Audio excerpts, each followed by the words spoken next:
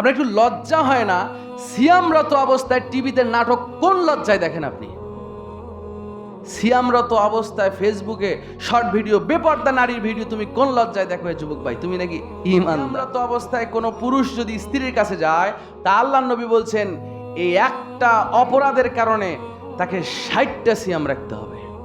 বলছেন মাল্লাম ইয়াদা কওলা জুর ওয়াল আমালা বিহি ফালাইসা লিল্লাহি হাজাতুন ফি আন ইয়াদা তাআমাহু ওয়া শারাবাহু। মিশকাতুল মাসাবির হাদিস। নবী বলেন মাল্লাম ইয়াদা কওলা জুর ওয়াল আমালা বিহি, যে ব্যক্তি সিয়াম রাখা অবস্থায় মিথ্যা কথা আর মন্দ কাজ ছেড়ে দিতে পারল না।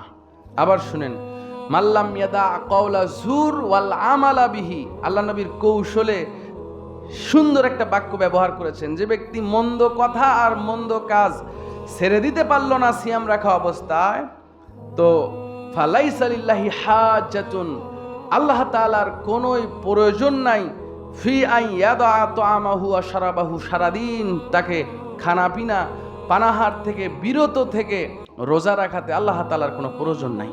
কি বুঝলেন?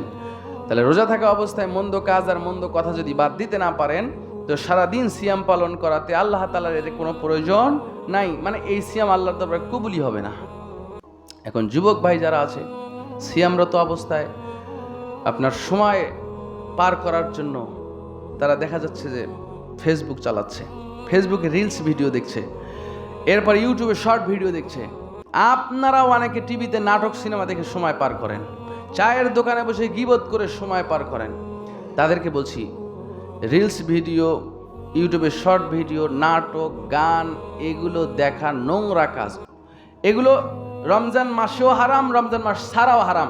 আপনার একটু লজ্জা হয় না? সিয়ামরত অবস্থায় টিভিতে নাটক কোন লজ্জায় দেখেন আপনি? সিয়ামরত অবস্থায় ফেসবুকে শর্ট ভিডিও, বেপর্দা নারীর ভিডিও তুমি কোন লজ্জায় দেখো? যুবক ভাই, তুমি নাকি ইমানদার? ও কি রোজা রাখছে, রোজাদার একজন সিয়াম পালনকারী কিভাবে গীবত চর্চা করতে পারে, গালিগালাজ করতে পারে, ওজনে কম দিতে পারে? এগুলো করলে সিয়াম রেখে লাভ হবে না, এই সিয়াম আল্লাহর দরবারে কবুলই হবে না। আমি জানি না আপনারা কতটুকু বুঝতে পারছেন। সিয়ামরত অবস্থায় দেখেন যত প্রকার যৌন অপকর্ম আছে বাংলাদেশে, সিয়ামরত অবস্থায় কোনো পুরুষ যদি স্ত্রীর কাছে যায়, তা আল্লাহর নবী বলছেন এই একটা অপরাধের কারণে তাকে 60টা সিয়াম রাখতে হবে। কয়টা সিয়াম? 60টা সিয়াম রাখতে হবে। এবং এই 60টা সিয়াম রাখতে হবে আবার একটা না, মাঝখানে একদিনও গ্যাপ দেওয়া যাবে না। যদি একদিন গ্যাপ দেয় তো সেই দিন থেকে আগের সিয়াম বাতিল, ওই দিন থেকে আবার টানা 60টা রাখতে হবে। একথা মুহাম্মদ সাল্লাল্লাহু আলাইহি ওয়াসাল্লাম বলে গেছেন। সুতরাং সিয়াম পালন করা অবস্থায় কোনো প্রকার যৌন অপকর্মে লিপ্ত হওয়া যাবে না, একেবারে টোটালি হারাম। অথবা 60 জন মিসকিনকে একদিনে একসাথে মধ্যম মানের খাবার খাওয়াতে হবে। আশা করি বিষয়টি বুঝতে পেরেছেন। সুতরাং সিয়ামরত অবস্থায় সবসময় মুখে থাকবে আপনার তাসবিহ তাহলিল, সবসময় জিকির আজগারে থাকবেন, কোরআন তেলাওয়াত করবেন, বেশি বেশি সালাত আদায় করবেন, মানুষকে ভালো ভালো উপদেশ দিবেন।